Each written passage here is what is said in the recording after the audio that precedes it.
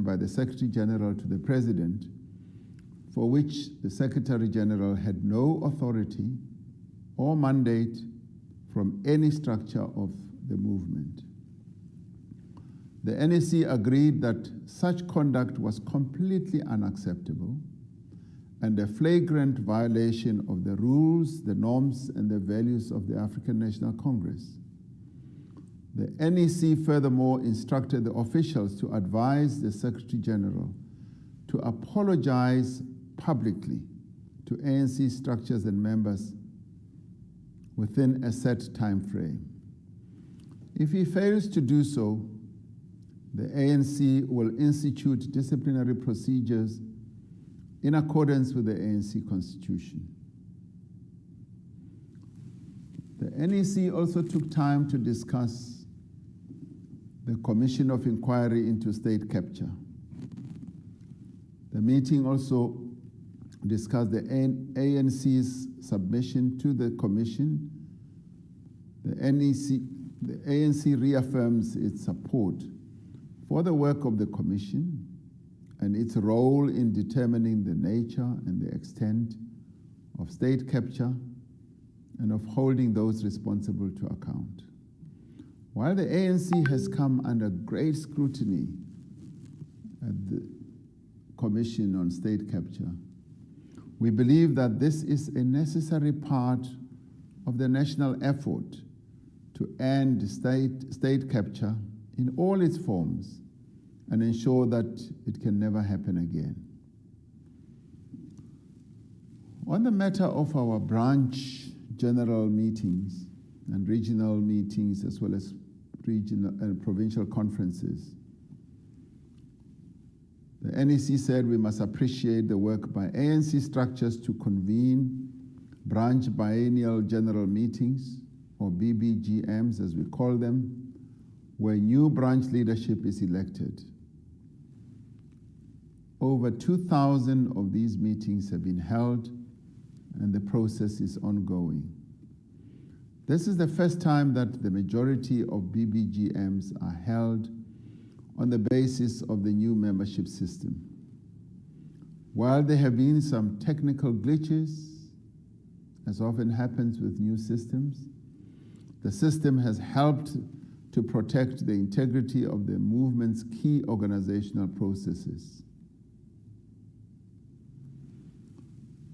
The NEC also discussed local government elections campaign. We should welcome the tireless work being done by our local government election teams at all levels on the by-elections, our volunteers, our various organizers and team members with regard to the preparation for the forthcoming election campaign.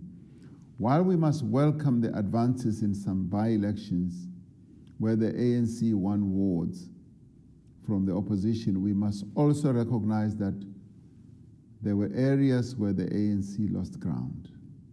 We know that citizens and communities expect decisive action to renew the organization, as well as to critically address the service delivery challenges afflicting our communities. The ANC will continue to correct these weaknesses and take measures to prevent the current failures from carrying over into the future. This relates both to policy content, implementation mechanisms, and the selection of appropriate community leaders and activists as candidates on the ANC's list.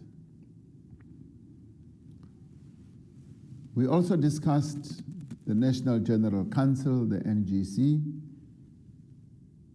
The NEC noted the countrywide discussions that are taking place on the NGC discussion documents and urged that these be consolidated at branch levels so that the contributions can be processed for submission to national structures. The NEC mandated the Secretary General's office to prepare a comprehensive report to the NEC with proposals regarding the nature, the form, and the timing of the NGC. This must take into account the limitations imposed by COVID-19 pandemic, the local government elections, and the need to hold a national policy conference before the next national conference, which we will hold in December in 2022. We also discussed our various matters in the Free State in light of the Ramakatsa versus ANC judgment. We have agreed that priority must be given to pursuing a political solution that will build a united and vibrant ANC in the Free State. We need to intensify the efforts being led by Comrade Kgalema Motlanthe to achieve a political solution in the Free State. To avoid a political vacuum in the province, we have therefore mandated the NWC to establish an inclusive interim structure to take the province to an elective conference in due course. The NEC also discussed Integrity Commission reports. The NEC adopted a number of reports from the Integrity Commission and recommendations as presented, and further noted where appeals have been lodged. The NEC urged NWC and officials to ensure speedy processing of the various appeals that have been lodged.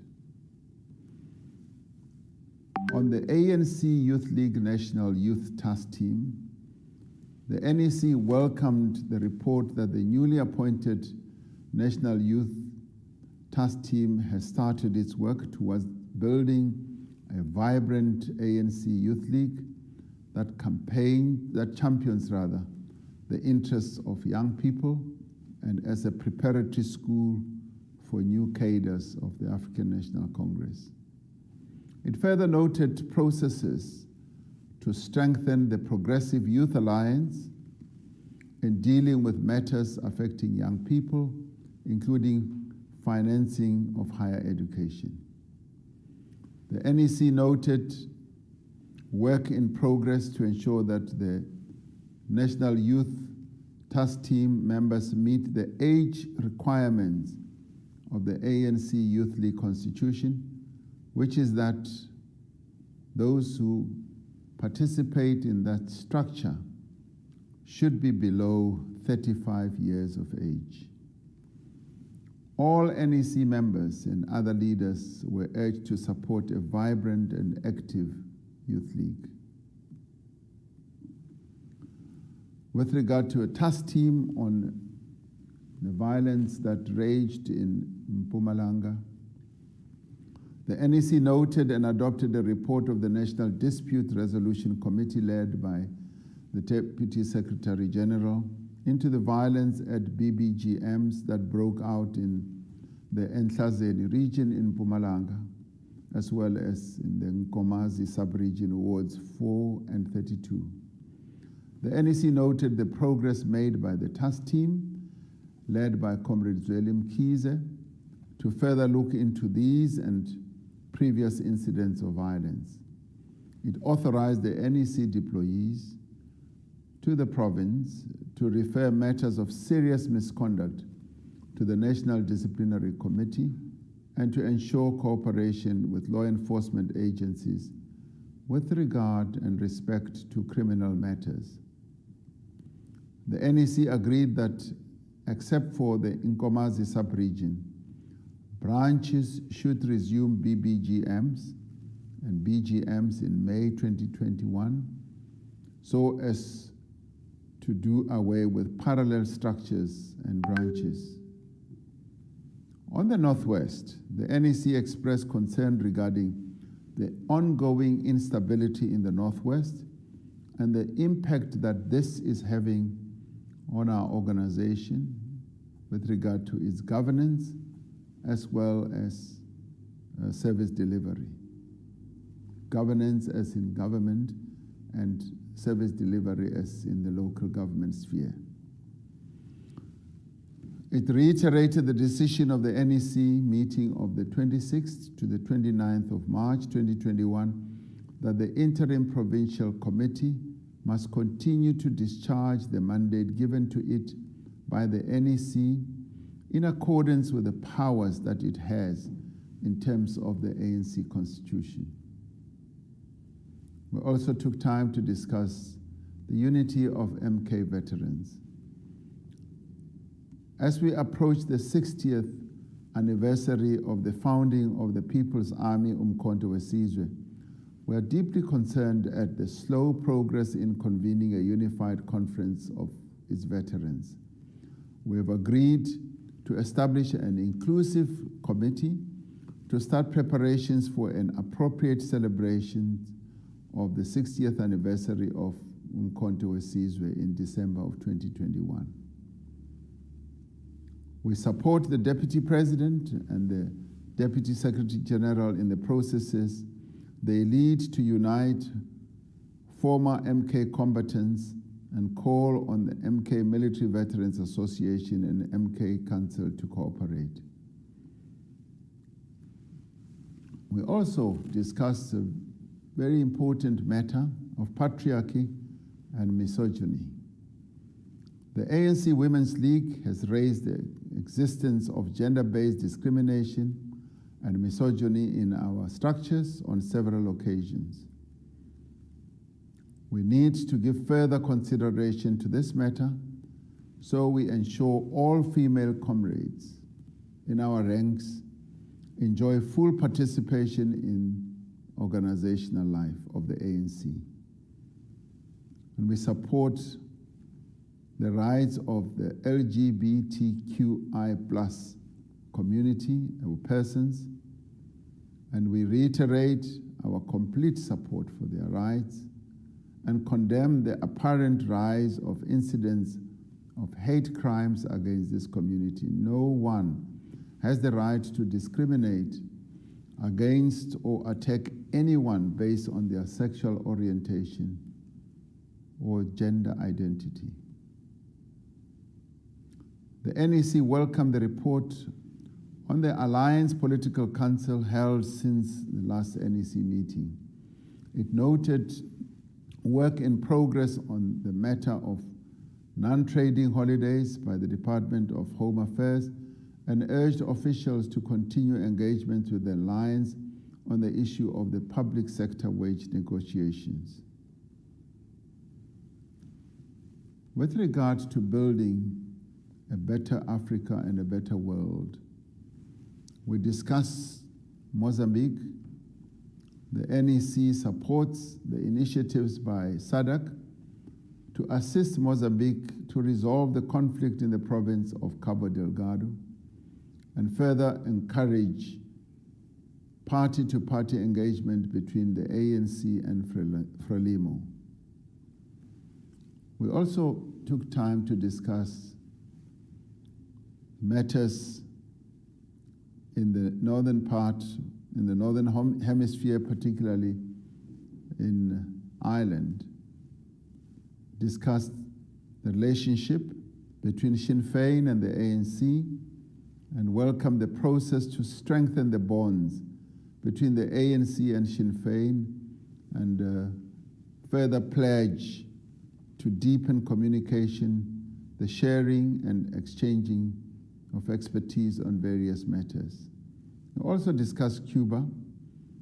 NEC resolutely reiterates its solidarity with Cuba and reaffirms its demand for an immediate end to the blockade and the wanton aggression against Cuba. The NEC calls for further strengthening of bilateral relations between our two countries, that is Cuba and South Africa. On Palestine, the NEC reaffirms our support for the people of Palestine in their struggle for freedom and self-determination. And we repeat our condemnation in the strongest possible terms of the unlawful evictions of Palestinians from their homes in Sheikh al-Jarrah and the brutal attacks on Palestinian protesters at Al-Aqsa Mosque and the Dome of the Rock.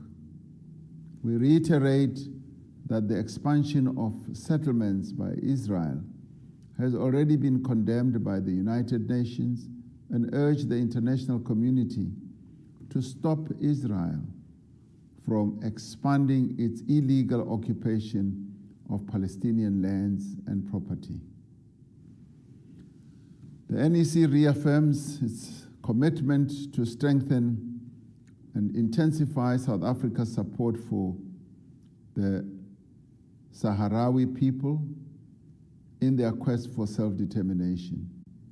We call on the progressive movement within the continent and the international community to accelerate the efforts in this regard. It is apparent from all the reports we received in this meeting that the work of the African National Congress is proceeding despite our internal and external challenges.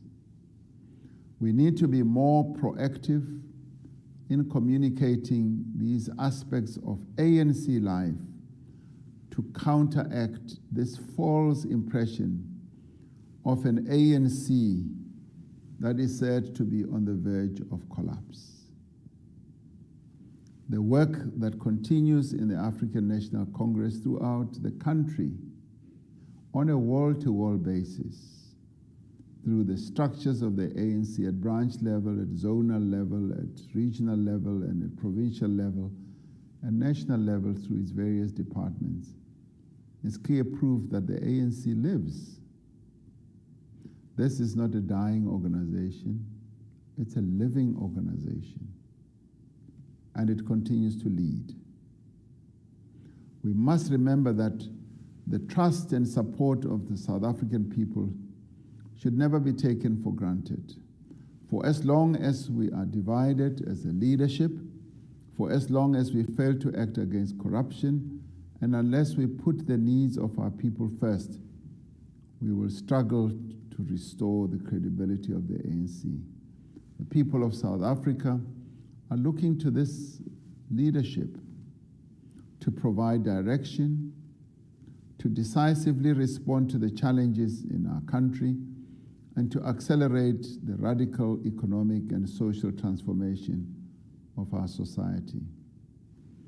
This NEC meeting has provided a firm foundation for the work that we have to do. Our task now is to build on the progress that we have made despite COVID-19 and despite restricted ability to be able to execute our tasks. We have demonstrated that we are an organization that is ready, willing to fulfill the expectations that our people have. I thank you.